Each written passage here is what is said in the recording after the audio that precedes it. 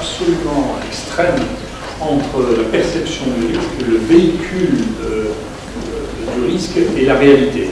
Et c'est une des raisons majeures de la perte de crédibilité de la diffusion, de la connaissance et des journaux. Et que vous notez, c'est la raison d'ailleurs pour laquelle je souhaitais remettre ça en perspective, que vous notez dans les événements politiques que l'on voit, c'est-à-dire on a l'impression que les gens votent exactement à l'opposé de tout ce que leur recommande la presse. Ça, vous voyez ça en Brexit, il y a 100% de la presse qui est d'un côté, les gens votent contre. Donc il se passe quelque chose qui est quand même une absence complète de crédibilité. Alors, on a même l'impression que ça renforce les gens, que la presse leur soit hostile, du fait qu'il y a un manque de crédibilité que je vais essayer d'illustrer par les éléments que nous, on suit scientifiquement. Alors, si vous regardez, il y a plusieurs éléments à regarder. La presse générale, Google, la presse médicale, la presse scientifique et l'enseignement. Et malheureusement, la presse générale et Google deviennent des sources qui sont plus puissantes que la connaissance elle-même. Et même, ne vous faites pas d'illusions, la presse médicale et la presse scientifique réagissent en grande partie contre la presse. Ça n'est pas parce que quelque chose est sorti dans les meilleurs journaux du monde scientifique que c'est connecté avec la réalité. J'ai eu l'occasion, je me rappelle, j'avais fait ça avec quelqu'un de Lancet d'ailleurs, de faire une publication dans Lancet pour quantifier le nombre de publications internationales par mort. Je vais vous donner des exemples qui montraient que les sujets qui faisaient buzz sur la presse avaient une surreprésentation dans la presse médicale et scientifique qui était disproportionnée. C'est-à-dire que par exemple, pour le SARS, on avait 63 publications internationales par mort. C'est inouï dans les meilleurs journaux du monde. Donc, n'imaginez pas qu'il y ait un monde de sages et un monde d'excités. Tout cela part de la même nature, et les journalistes scientifiques ou les journalistes médicaux sont de même nature que les journalistes tout, même s'ils sont tempérés par une certaine éducation.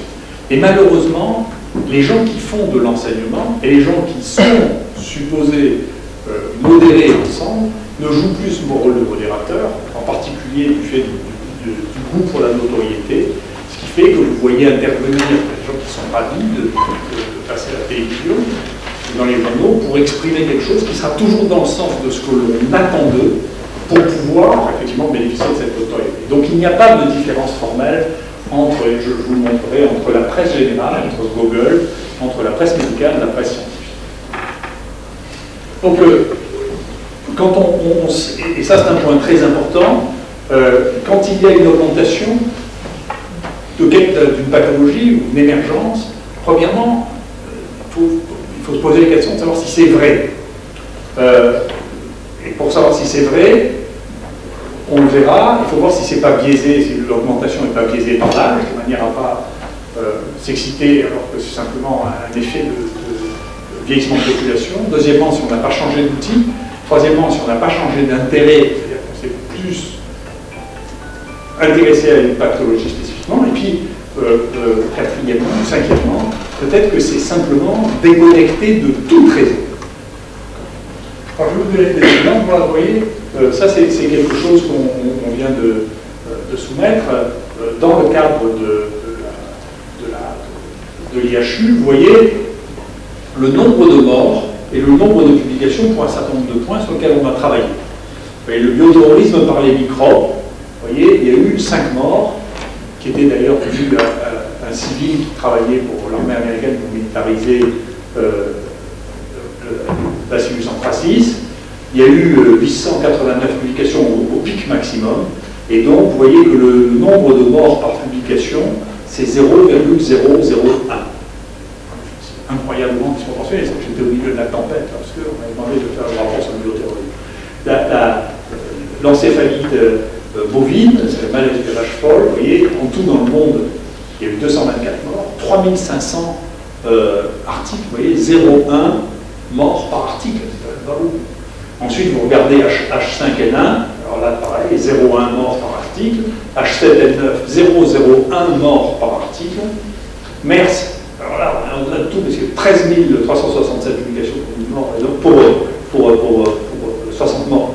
Pour 60 morts, alors ça c'est en dessous de tout le truc. Et puis Ebola, avec le nombre de publications et de morts. Et puis vous regardez à l'inverse, la tuberculose, vous voyez 4,7 morts par publication, et le Clostridium difficile, 4 morts par publication. Donc vous voyez, il n'y a pas de connexion à ce stade-là entre, on va voir en plus dans le détail, il n'y a pas de connexion entre le nombre de morts et le nombre de publications scientifiques dans les meilleures journaux du monde.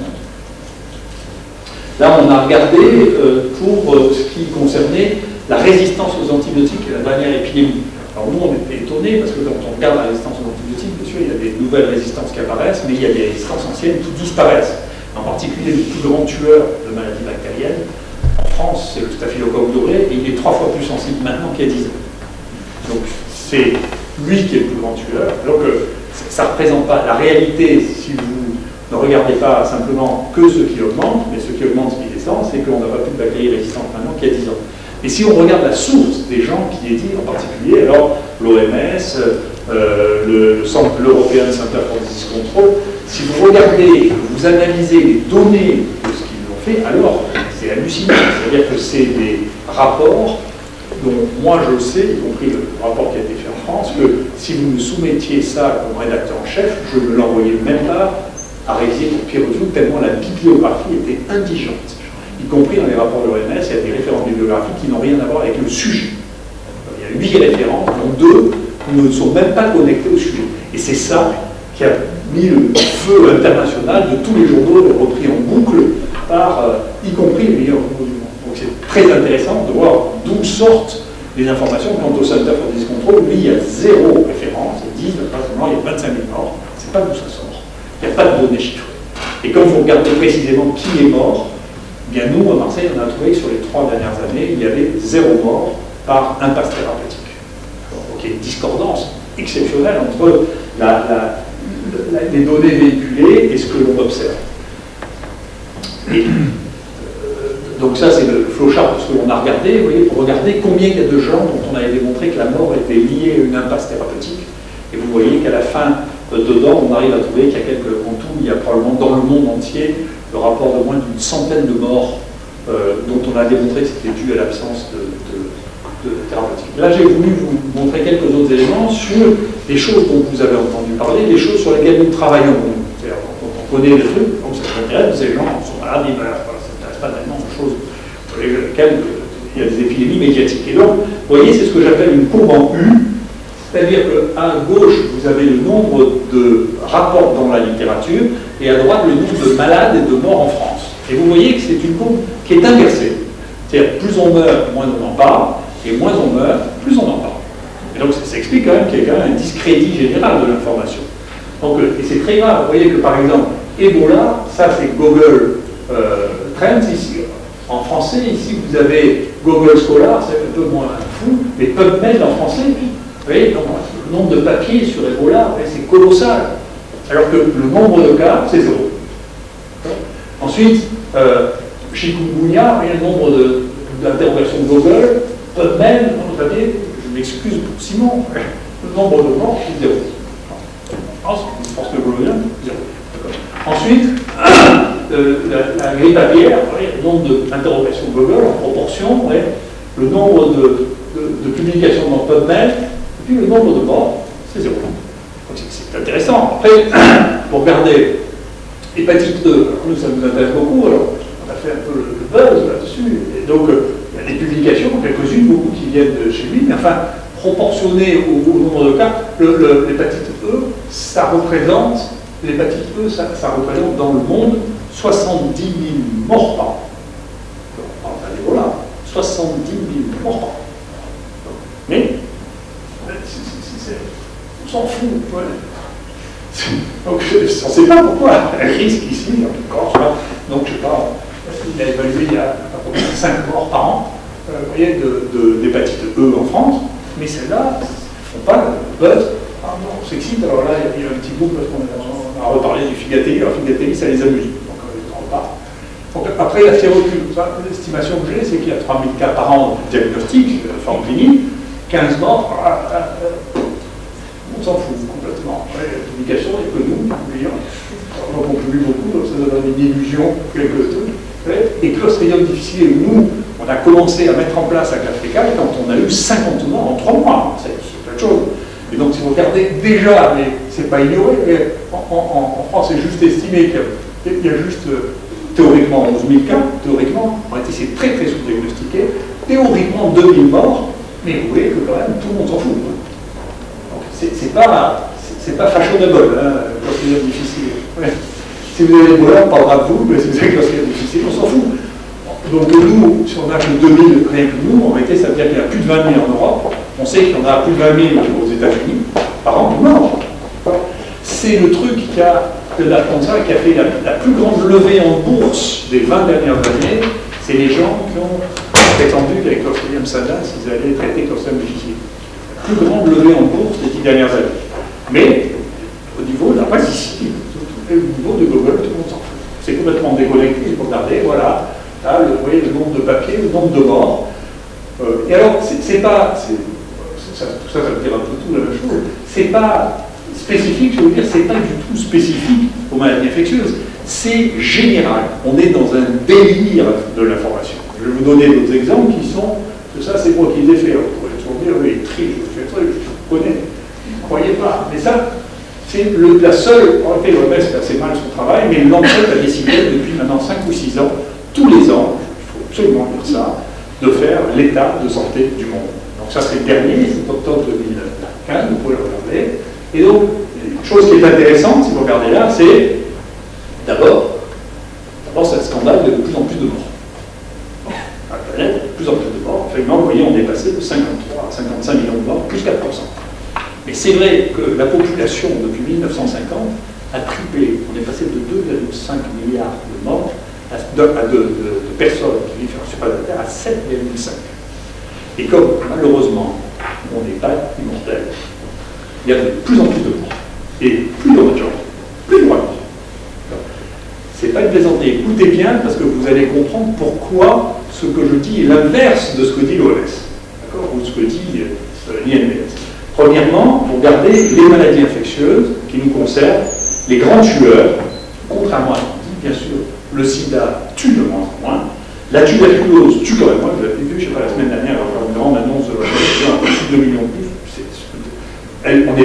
C'est des nombres importants, on est 1,2 million de morts, quand même.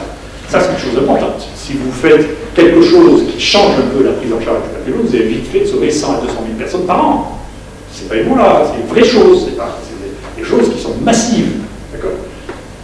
Ça, c'est HIV-Sida. Si vous regardez les autres maladies infectieuses aiguës, ça a joué un rôle absolument considérable, puisque la première cause de maladie, de mortalité était les pneumonies. Ça a moins diminué ces dernières années que ça a diminué avant, ça a diminué de manière spectaculaire. Ça a cessé d'être la première cause de mortalité que c'était depuis l'aube de l'humanité, pour devenir la troisième. D'accord? Mais les diarrhées, ça a diminué de manière très significative, et donc toutes les maladies infectieuses ont diminué en nombre absolu, en dépit d'une augmentation de la population, mais probablement de plus d'1 milliard. Il y a eu moins de morts alors qu'il y a 1 milliard de personnes en plus. D'accord? Considérable. Les autres, vous voyez, et c'est vrai pour à peu près toutes les maladies infectieuses. Et donc, bien entendu, le paludisme. Alors c'est très intéressant, je regarde ça avec Hugo Gautret, parce que parmi les causes d'excitation, la raison pour laquelle le truc, c'est que je m'excuse, les écologistes veulent faire croire qu'on va tous mourir. Leur but dans la vie, c'est de dire que les hommes sont des salauds, qu'il faut qu'on meure pour laisser la place à la nature, on va tous mourir. Et parmi les raisons pour lesquelles on va tous mourir, c'est qu'avec le dioxyde de carbone, on fait réchauffer la planète. Et parmi les causes qui vont nous nourrir, il va y avoir les microparticules qui vont nous tuer avec les cancers, les radiations qui vont nous tuer avec les cancers, le réchauffement de la planète qui va nous tuer celui-là. Pas tellement pour l'agriculture, parce que le réchauffement de la planète, c'est plutôt avec une augmentation, il y a une vraie crise, c'est l'augmentation de la production du blé dans le monde à cause du réchauffement de la planète.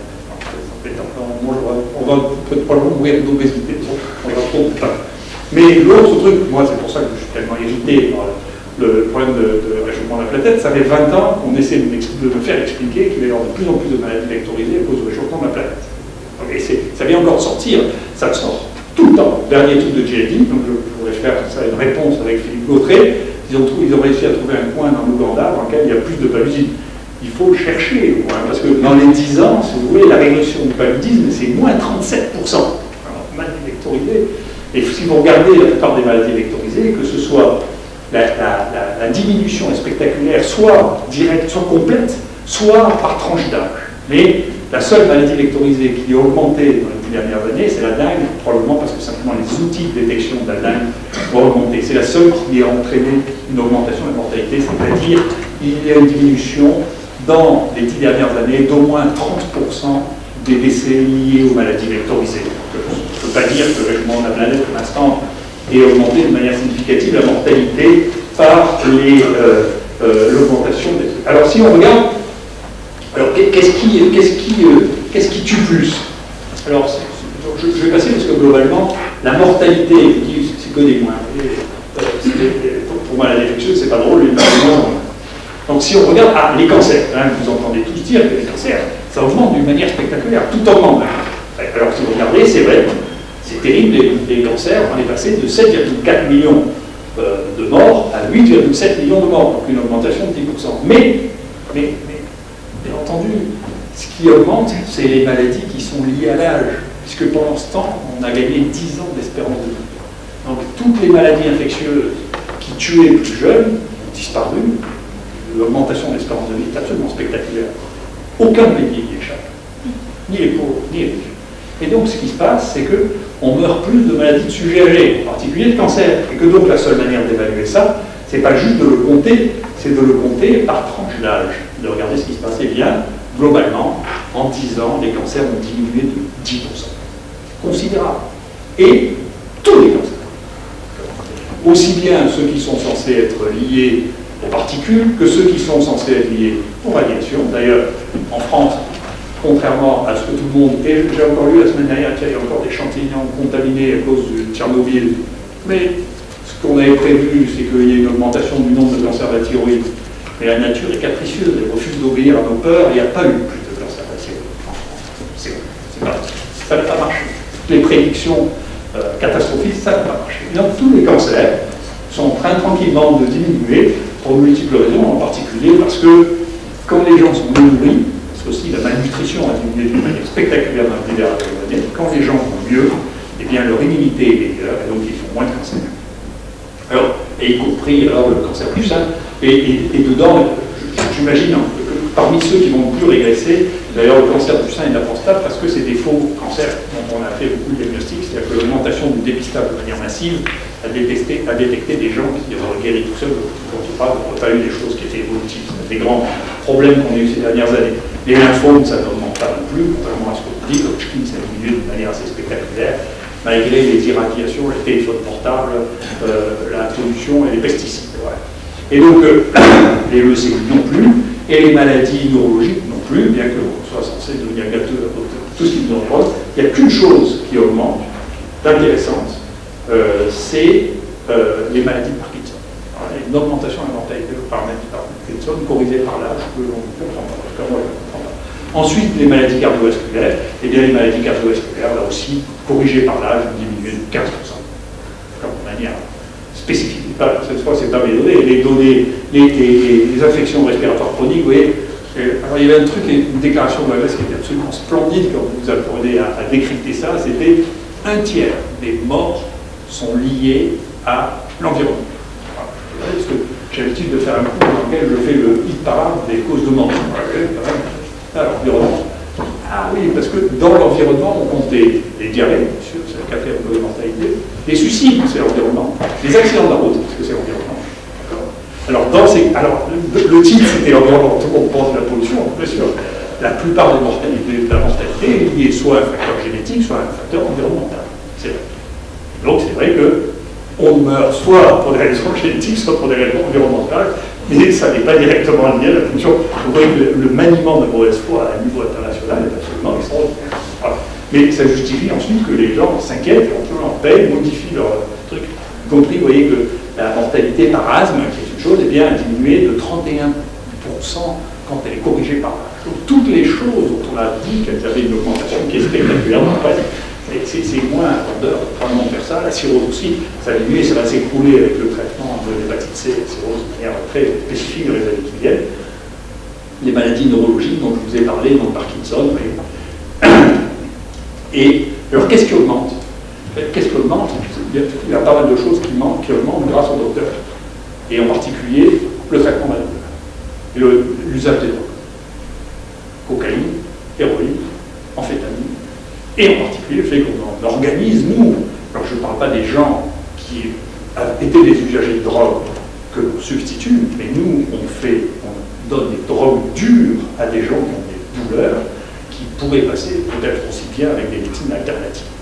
Et donc, souvenez-vous qu'il y a deux exemples spectaculaires, Prince et Jackson, qui sont morts tous les deux d'injection, l'un de fentanyl, l'autre de kétamine, qui sont des anesthésiques généraux pour des douleurs banales. Mais leur caprice, qui arrive à un point extrême quand on a ce degré de célébrité, auquel le médecin ne peut pas résister, les médecins doivent résister à l'envie d'une surenchère permanente pour calmer les douleurs, parce qu'un certain nombre de ces douleurs sont calmables, y compris par les placebos. Donc il faut faire attention de ne pas rentrer dans cette surenchère parce qu'elle tue. Voilà. Et elle tue, et c'est la cause de mortalité, y compris corrigée par l'âge, qui est la plus spectaculaire dans ce que l'on voit. Et c'est probablement pas ce que vous avez appris. Alors, l'anorexie nerveuse non plus. Hein. Mais alors, la boulimie, de trop bouffer, oui, c'est en augmentation. Ça ne modifie pas l'espérance de vie générale. Et puis, même les transports finissent par s'améliorer. Ça tue un peu moins. Et donc, c'est triste parce que, à part de vous dire que c'est vous qui risquez d'avoir une responsabilité, même les meurtres diminuent, donc c'est vous qui risquez d'avoir une responsabilité dans l'augmentation de la mortalité parce que c'est les drogues, y compris prescrites par les médecins, qui tuent le plus, mais tout le reste, écoutez, si vous ramenez ça à une véritable analyse, ça vous permet de comprendre pourquoi on est 7,5 milliards alors qu'on était 2,5 milliards en 1950, c'est que la médecine va de mieux en mieux, qu'on meurt de plus en plus tard, et que pour l'instant, à l'échelle du monde et d'une manière qui soit objective, il n'y a pas de désastre. Alors, demain, il y en aura peut-être un. Moi, je ne suis pas un devin. D'ailleurs, je ne voudrais pas être un devin parce que j'ai revu récemment L'Enfer de Dante et les devins, on les fout au 4e cercle de l'enfer.